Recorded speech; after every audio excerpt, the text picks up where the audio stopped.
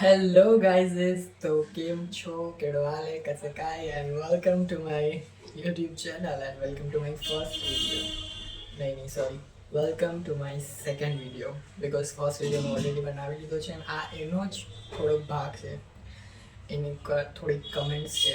First video જે હતો મારો એક્સપિરિયન્સ ગુજરાત પોલીસમાં જે કોન્સ્ટેબલની ભરતીમાં જે મારો એક્સપિરિયન્સ રહ્યો હતો એનો મેં વિડીયો બનાવેલો હતો એન્ડ હવે આ વિડીયો આપણે એના થોડા કમેન્ટ્સ છે વાંચીશું.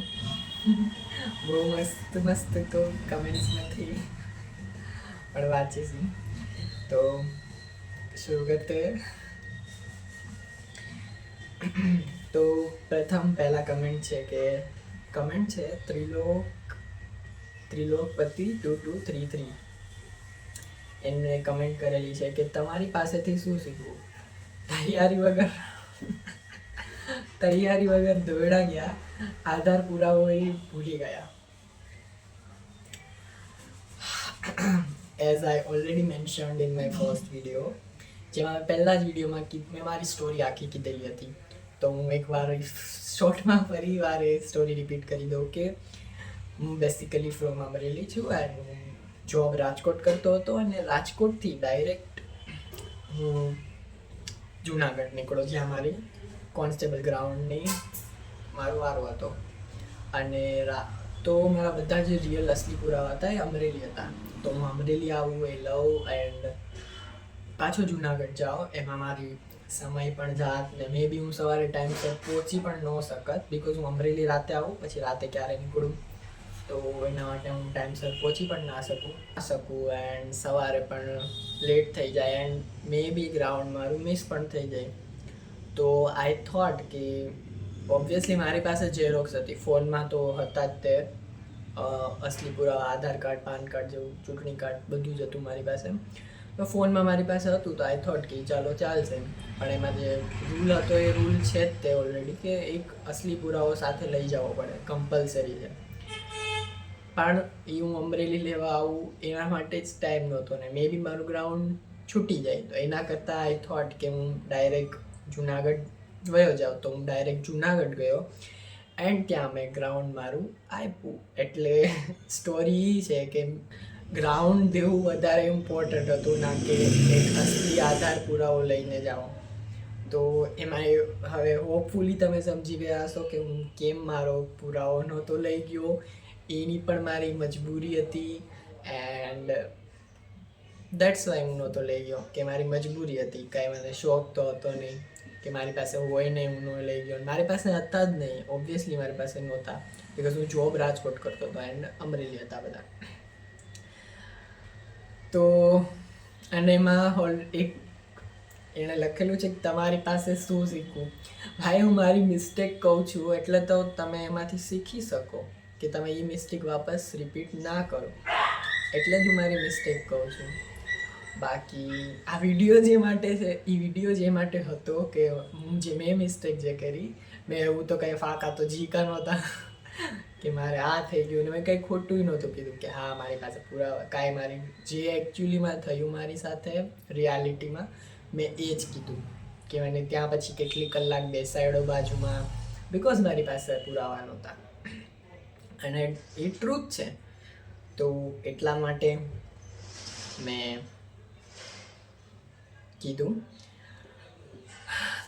અને હા તૈયારી વગર દોડા ગયા. ચલો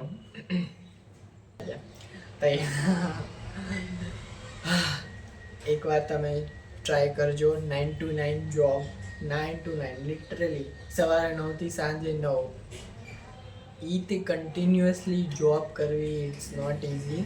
એ જરાક પણ ઇઝી નથી. 9 to 9 જોબમાં તમે એમાંય તે ઘરની બહાર રહેવું, રૂમ રાખીને રહેવું એ જરાક પણ ઇઝી નથી. મેં ખુદ મારો એક્સપિરિયન્સ છે કે હું સવારે ઉઠીને જોબે જાઉં, જોબેથી ડાયરેક્ટ રાતે ઘરે આવું, રાતે સૂઈ જાઉં. That's it.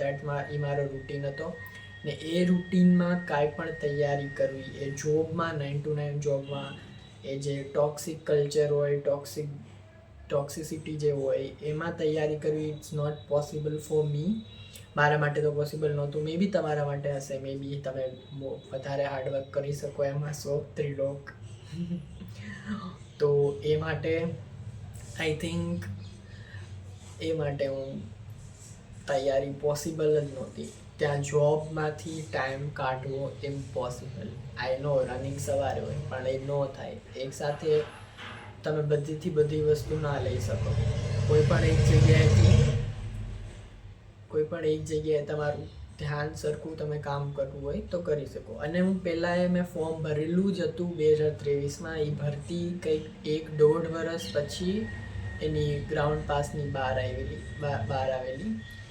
કંઈક 1-1.5 વર્ષના ટાઈમ પછી ગ્રાઉન્ડ પાસ નીકળ્યા હતા. તો મને તો આશા પણ નહોતી કે કંઈ એવી મેં આશા પણ નહોતી રાખેલી. પણ આ તો પછી મેં જોયું તો મારું વારો જુનાગઢમાં આવી ગયો હતો. પછી મેં વિચાર્યું કે ખાલી એમને જવા દેવું, ન જવું, એના કરતાં જઈને એક એક્સપિરિયન્સ લેવું વધારે સારું રહેશે. અને મેં એ જ કર્યું. એન્ડ આઈ થિંક મેં બહુ સારું ડિસિઝન લીધું એન્ડ મેં એ એક્સપિરિયન્સ લીધો. તો હા, તૈયારી વગર દોડા ગયા. મારી પાસેથી ઘણું શીખવા જેવું છે. જો તમે શીખવા માંગતા હોય તો, એન્ડ ન શીખવા માંગતા હોય તો વેલ એન્ડ ગુડ. યા, તો coming to the second comment, જે છે રાઠોડ જયરાજસિંહ રાજપૂત 2038 મતલબ 2038. હવે મળી ગયો એક્સપિરિયન્સ તો બીજી ભરતી આવે તો તેમાં ધ્યાન દેજો. ઓબ્વિયસલી ભાઈ, મતલબ બીજી ભરતી આવશે તો હું ઓબ્વિયસલી ધ્યાન દઈશ એન્ડ ઓબ્વિયસલી મારું બેસ્ટ આપીશ એન્ડ થોડીક તૈયારી પણ કરીશ and I will try my best. At least thank you એક પોઝિટિવ કમેન્ટ જોવા મળી, અનલેસ દેટ નેગેટિવ કમેન્ટ. તો નેક્સ્ટ કમેન્ટ છે, ભાઈ નેક્સ્ટ ભરતીમાં ચેસ્ટ ઓછી હોય તો 25 દિવસ આગળ સ્ટીરોઇડ લેવાનું ચાલુ કરી દેવાનું. કમેન્ટ કરેલી છે મહેશ S7X. તો મહેશભાઈ, આઈ થિંક ચેસ્ટ એમાં ચેસ્ટ ઓછી હોય તો તમને ચેસ્ટમાંથી પણ બહાર કરી દેવામાં આવે છે. એન્ડ આઈ થિંક એ એક રૂલ જ છે. એ રૂલ પ્રમાણે, અને એ રૂલ ઓલરેડી બધાને ખબર જ છે કે આટલી હાઇટ હોવી જોઈએ મિનિમમ, આટલી ચેસ્ટ હોવી જોઈએ, આટલો વેઇટ હોવો જોઈએ ને આટલું રનિંગ. તમારું રનિંગ તો આપણને ગ્રાઉન્ડ પાસ કરાવે જ છે. જો એ ન હોય તો તમારે ન થાય ક્લિયર, સિમ્પલ. એન્ડ હું તમારી વાતથી પણ સહેમત છું કે ચેસ્ટ જેની ઓછી હોય, જે રનિંગ ફાસ્ટ કરી શકતા હોય, હાઇટ પણ હોય, ઘણાની ચેસ્ટ ન હોય. મારો ખુદનો એક્સપિરિયન્સ છે, ઘણા હોય જે ચેસ્ટ એટલી ન બહાર હોય, એટલી ફૂલેલી ન હોય. તો આઈ થિંક સ્ટેરોઇડ્સ લેવું એ નકામું છે. સ્ટેરોઇડ્સ ન લેવા જોઈએ, એના બદલે કંઈક મહેનત કરીને કરો તો સારું રહેશે. એન્ડ આઈ થિંક સરકારે પણ આ નિયમમાં કંઈક થોડો ઘણો ફેરફાર કરવો જોઈએ. આઈ થિંક કે બિકોઝ ચેસ્ટ એટલો ઇમ્પોર્ટન્ટ નથી, પણ છતાં રૂલ્સ છે.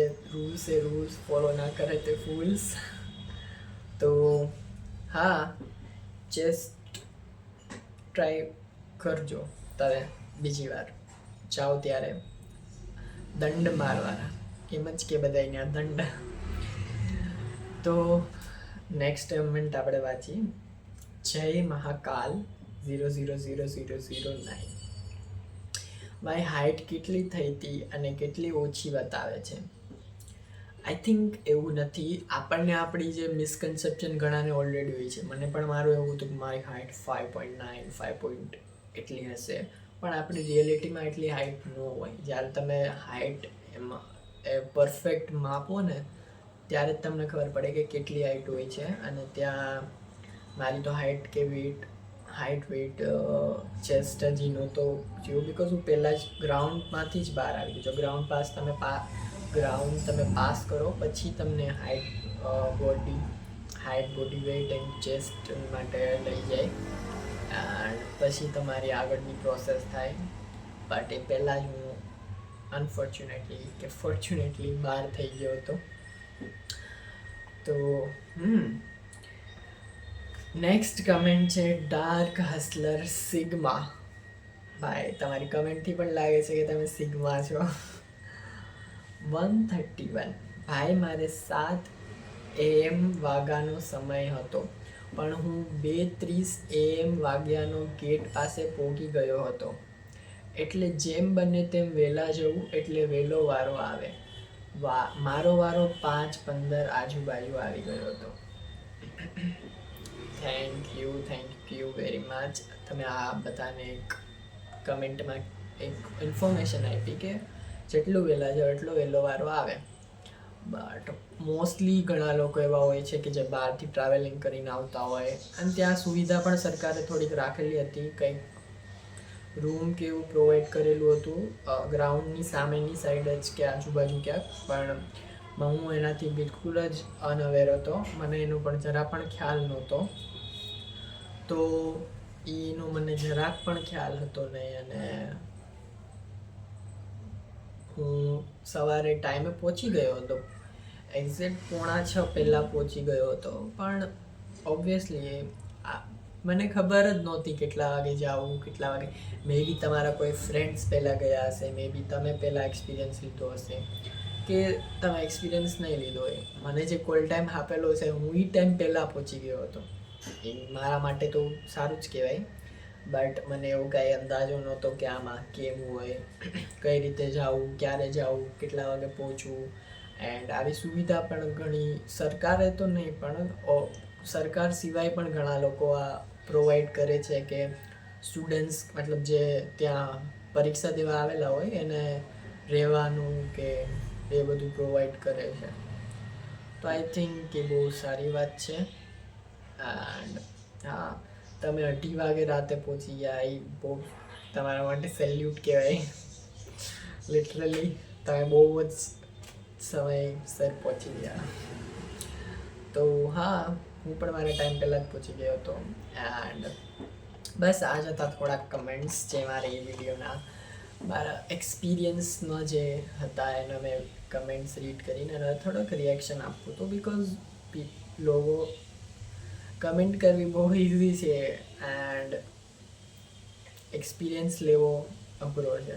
તમે ખુદ જાજો, ખુદ એક્સપિરિયન્સ લેજો અને ખુદ કહેજો એટલે તમને ખ્યાલ આવી જશે કે શું હોય શું ન હોય. એન્ડ યા, તો thank you for watching my channel, thank you for watching my video. And તમે જે પહેલા વિડીયોને આપેલો હતો થોડો ઘણો સહકાર, એમ જ આ વિડીયોને પણ આપશો થોડો ઘણો સહકાર. તો ધન્યવાદ and thanks for watching my channel and good bye, take care, bye bye.